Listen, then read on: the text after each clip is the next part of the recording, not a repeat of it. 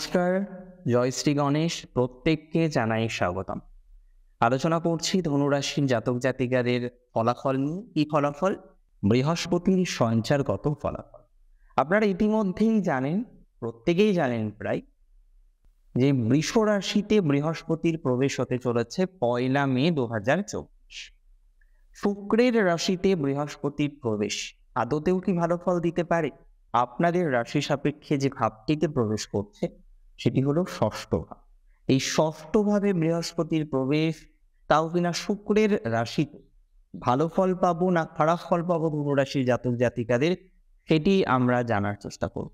দেখুন, আমি একটা কথা আপনাদের খুব স্পষ্টভাবে জানাই, স্পষ্টভাবে বলতে পারি যে ধনুরাশির জাতক জাতিকাদের কিন্তু বেশ কিছু ক্ষেত্রেই ধনাত্মকতা বৃদ্ধির সম্ভাবনাটা অনেকটা ইনক্রিজ করবে বা ইনক্রিজ করতে চলেছে।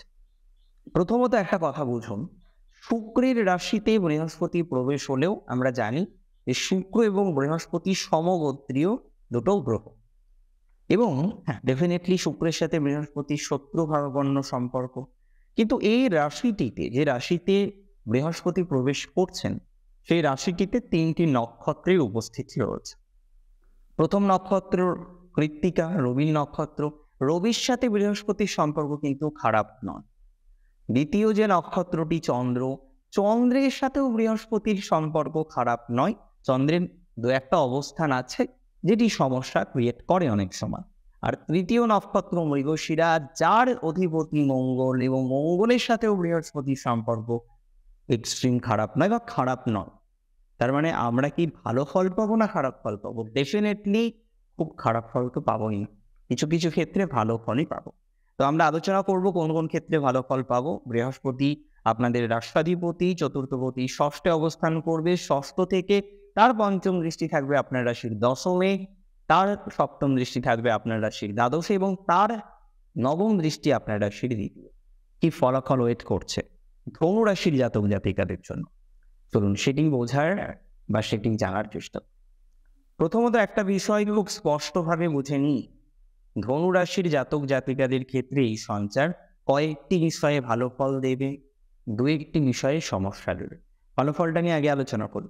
ভালো ফল হিসেবে আমরা পাবো প্রফেশনাল ক্ষেত্রে, কর্মজীবনের ক্ষেত্রে এই সঞ্চার অন্যতম একটা ধনাত্মক ভাইবস প্রদান করবে রাশি ধনুকে।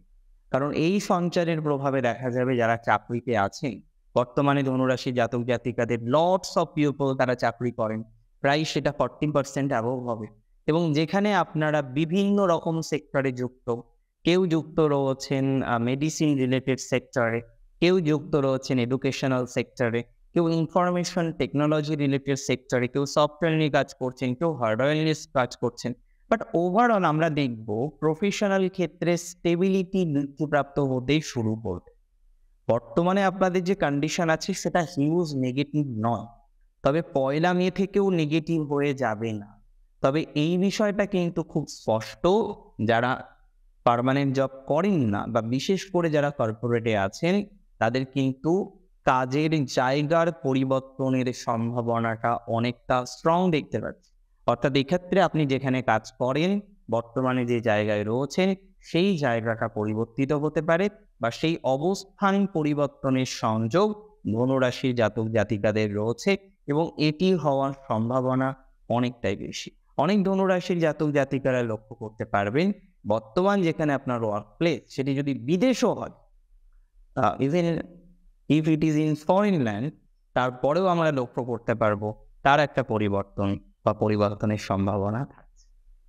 দ্বিতীয়ত, অনেকে সিভি দিচ্ছেন, পাচ্ছেন না, ইন্টারভিউ দিচ্ছেন, খুব ভালো ইন্টারভিউ কল আসছে না। অনেকে এই জিনিসটা বারবার ফিল করছেন।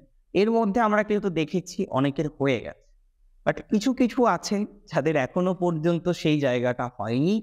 তবে এটুকু বলতে পারি যে বৃহস্পতির এই সঞ্চার এক্সট্রিম নেগেটিভ আপনাদের হবে না। কিছু কিছু ক্ষেত্রে সমস্যা দিলে অন্তত প্রফেশনাল লাইফের ক্ষেত্রে খুব বেশি নেগেটিভিটি প্রদান করবে, অর্থাৎ এক্ষেত্রে পরিবর্তন দেবে। হ্যাঁ, পরিবর্তনটা সাময়িক নেগেটিভিটির জন্য হতে পারে। হঠাৎ করে জবে একটু প্রবলেম হলো, আপনি রিজাইন দিলেন, আপনাকে রিজাইন করানো হলো, এই ধরনের ঘটনাক্রম হতে পারে। কিন্তু দীর্ঘমেয়াদী বসে থাকার কোনো যোগ নেই, যে মে মাসে চাকরি চলে গেল, আপনি চাকরি পাচ্ছেন সেপ্টেম্বরে, না, এতটা লং ডিস্টেন্স হবে না। মে মাসে গেল, আপনি চাকরি পেলেন হয়তো জুন মাস বা জুলাই মাসে, অর্থাৎ শর্ট ডিস্টেন্সেই আপনার কর্ম রিলেটেড, বিশেষ করে চাকরি সংক্রান্ত বিষয়ে পজিটিভিটি এক্সপেক্ট করা যায়। অনেকে বর্তমানে বেকার আছেন ধনুরাশি জাতক জাতিকারা অনেক এক্সপেকটেশন নিয়ে বসেছিলেন, 7.5 চলে যাবে, 7.5 শেষ হবে, তো ভালো ফল আসবে। কিন্তু ভালো ফলটা কোথায়? আজকে যদি আমরা ভালো ফল খোঁজার চেষ্টা করি, তাহলে সেই ভালো ফলটা কোথায় পাচ্ছি? দেখুন, অনেক বিষয়ে কাজ করে।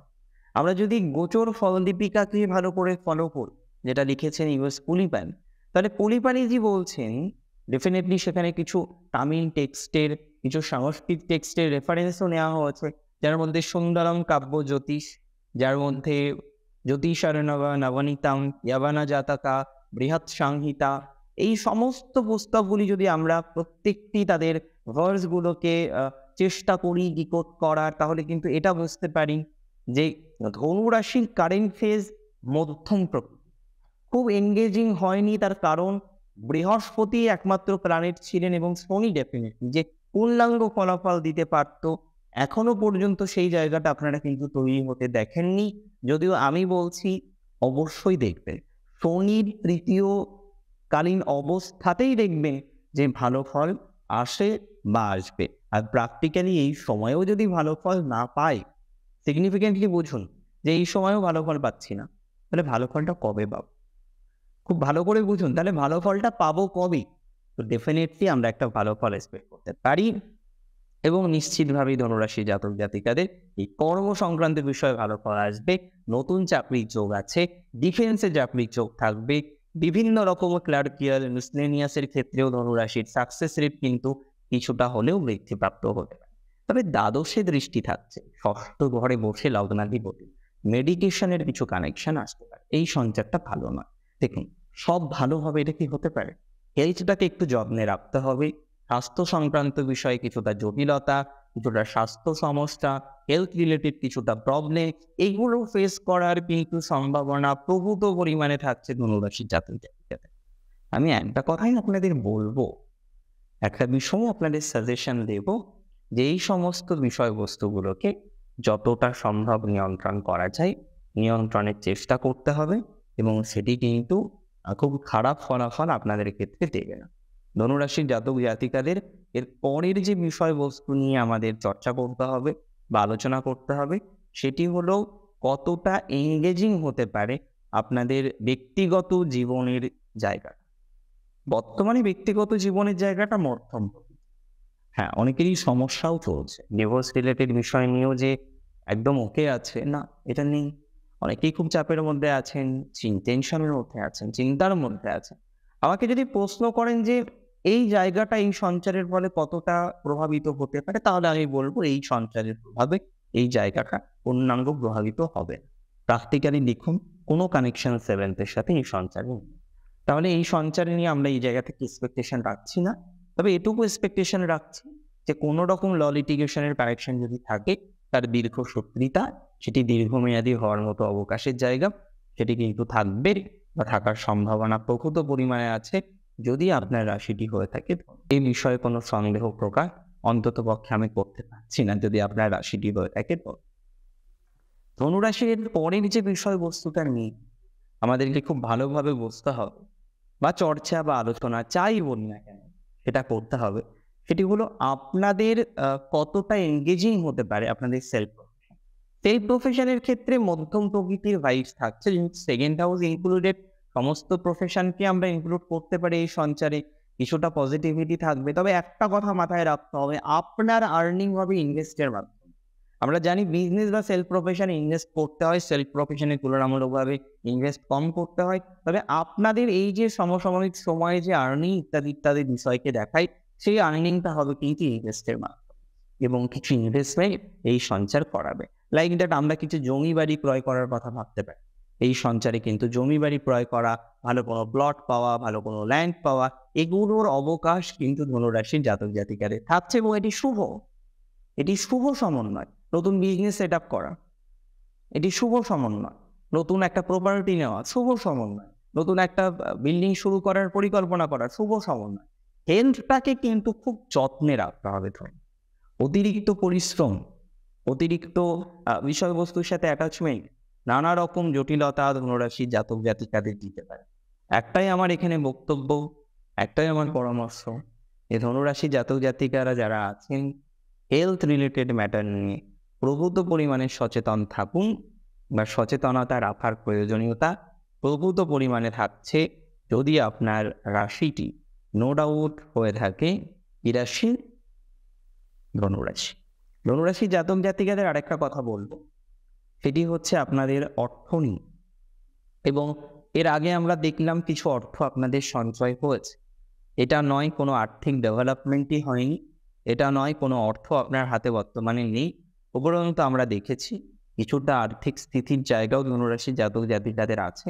হ্যাঁ, এটা নিশ্চিতভাবেই আসে প্রশ্নের মধ্যেই যে নতুন করে কি আর আর্থিক ডেভেলপমেন্ট হবে, না কিছু ব্যয়ের জায়গা দেখছি, কিছু ইনভেস্টের জায়গা দেখছি। হয় ব্যয় হবে নয় ইনভেস্ট হবে। আয়ের জায়গা বলতে সাময়িক কিছুটা ডেভেলপমেন্ট হতে পারে, কিন্তু পূর্ণাঙ্গ আয় আসা বা পূর্ণাঙ্গ আয়ের জায়গাটাকে স্টেবল করার যে অবকাশ, সেটা কিন্তু বর্তমানে ধনুরাশির জাতক জাতিকাদের নেই। আমার মনে হয় এই মুহূর্তে আয়ের জায়গাটা পূর্ণাঙ্গ স্টেবল হবে না, বা পূর্ণাঙ্গ স্টেবল হওয়ার সম্ভাবনাটা দেখতে পাচ্ছি। ধনুরাশির জাতক জাতিকাদের অনেকেই আছেন যারা ফরেন ল্যান্ডে আছে এবং সেখানে থেকে একটু হেলথ ইস্যুস, একটু ফ্যামিলি ইস্যুস, এগুলো নিয়ে বেশ জর্জরিত অবস্থায় আছে। এখানে প্রশ্ন হলো যে আপনার যে হেলথ ইস্যু হচ্ছে সেটা কতটা রিকভার হতে পারে? আপনার যে সন্তান নিয়ে একটা জটিলতার মধ্যে রয়েছেন কতটা রিকভার হতে পারে? দেখুন, সন্তানের জটিলতা আগের থেকে কিন্তু অনেকটা কমার কথা। যাদের এখনো পর্যন্ত সেই জায়গাটা পূর্ণাঙ্গ ঠিক হয়নি, তাহলে কিন্তু আপনাকে ওয়েট করতে হবে। আর যাদের চলছে খারাপ, আবার ভালো হচ্ছে, আবার ভালো হচ্ছে, আবার খারাপ হচ্ছে, তাদের ক্ষেত্রে কিন্তু একটু পজিটিভিটি আমরা এক্সপেক্ট করতে পারি। নতুন বিবাহ সংক্রান্ত বিষয়ের কম্বিনেশন মধ্যম প্রকৃতি। অ্যাকচুয়ালি এই সংযোগে কিন্তু যোগাযোগ ইত্যাদি ইত্যাদি বিষয়ের কিছু জায়গা থাকবে, তবে ভুল ডিসিশনে ভুল জায়গায় বিবাহ সংক্রান্ত ইভেন্টের সম্ভাবনা বাড়তে পারে। অনেকের হয়তো এই সময় অপারেশনাল কিছু জায়গাও থাকবে ধরুন, তবে রিকভারির সম্ভাবনা পূর্ণাঙ্গ আছে। মায়ের স্বাস্থ্যের ক্ষেত্রেও কিছুটা জটিলতা আসলেও রিকভারিটা খুব ভালোভাবে হয়ে যাবে 1 মে থেকে 9 অক্টোবরের মধ্যে। এডুকেশন রিলেটেড বিষয়ে যারা যুক্ত আছেন ধনাত্মকতা বাড়বে। যারা ফরেন কান্ট্রিতে এডুকেশনের জন্য যেতে চাইছেন, যে কোনো এন্ট্রান্স দিতে চাইছেন, তাদের ক্ষেত্রে ধনাত্মকতা বাড়বে। অর্থাৎ ফরেন কান্ট্রিতে যারা যেতে চাইছেন টু অ্যান্ড এন্ট্রান্স, তাদের ক্ষেত্রে কিন্তু ধনাত্মকতা বৃদ্ধির অবকাশ লক্ষ্য করতে পারছি, এবং এই সঞ্চারটা নেগেটিভ নয়। তাছাড়াও বিভিন্ন কম্পিটিটিভ এক্সামিনেশন, গেট, হ্যাঁ, বিভিন্ন আদার এন্ট্রান্স এক্সামিনেশন আছে, জিম্যাট আছে, ক্যাট আছে, নিট আছে, এদের ক্ষেত্রে পজিটিভিটি বাড়বে। নিট পরীক্ষাটা মে মাসেই হবে, তো ধনুরাশির ক্ষেত্রে একটু পজিটিভিটি বাড়বে। তবে যারা দূরে থেকে পড়াশোনা করেন না, তাদের সাকসেস রেটটা অনেক বেশি। দূরে আছেন বর্তমানে, এন্ট্রান্সের জন্য প্রিপারেশন নিচ্ছেন, তাদের ক্ষেত্রে কিন্তু পজিটিভিটির মাত্রাটা অনেকটা বাড়বে বলে আমি মনে করি। মানে এই সঞ্চারটা আপনাদের ক্ষেত্রে এক কথায় বলবো অনবদ্য, এক কথায় বলবো অনেকটা ভালো। এবং আলটিমেটলি ধনুরাশির জাতক জাতিকাদের ক্ষেত্রে যে একটা ভালো টাইমিং আসছে, একটা পজিটিভ টাইমিং আসছে, কোনো রকম সন্দেহ কিন্তু প্রকাশ করছি না। প্র্যাকটিক্যালি আমরা একটা পজিটিভ টাইমিং, একটা ভালো টাইমিং ধনুরাশির জাতক জাতিকাদের ক্ষেত্রেও পাবো। কিছু কিছু ক্ষেত্রে অসুবিধা থাকবে, তার মধ্যে একটা বললাম, কিছু ডেপ হতে পারে, কিছু দেনার জায়গা হতে পারে, সেটা আস্তে আস্তে রিকভারও হবে। সম্পর্কের কিছু মানুষের সাথে প্রাথমিক স্তরে একটু দূরত্ব তৈরি হওয়ার মতো অবকাশও থাকতে পারে, সেটাও ধীরে ধীরে কিন্তু ঠিক হবে। আরেকটা কথা আমি আপনাকে বলে রাখি, দেখুন এই যে আলোচনাগুলো করলাম, ভালো কথা শুনলেন, অনেক একটা নেগেটিভ কথা শুনলেন, কিন্তু এটা নিয়ে অতিরিক্ত চিন্তা করার দরকার নেই। তার কারণ জন্মছক যদি খারাপটাকে পারমিট না করে, যেমন খারাপ হবে না, ভালোটাকে পারমিট না করলে ভালো হবে। তবে কিছুটা ভালো অবশ্যই হবে, আর কিছু কিছু ক্ষেত্রে একটু জটিলতা বাড়তে পারে। সো আমরা এই বিষয়ে একটু সচেতনতা রাখবো। আর যারা একটু এজেড পার্সন রয়েছেন, তাদের একটু সচেতনতা রাখতে হবে কিন্তু এই সময় হেলথের জায়গাটা নিয়ে বিশেষ করে। আর চলাফেরার ক্ষেত্রে, সিঁড়িতে ওঠার ক্ষেত্রে, বাথরুম ইত্যাদি ইত্যাদি বিষয়ের ক্ষেত্রে একটু সচেতনতা রাখুন। অনেক ভালো থাকবেন আপনারা, অনেক ভালো থাকুন।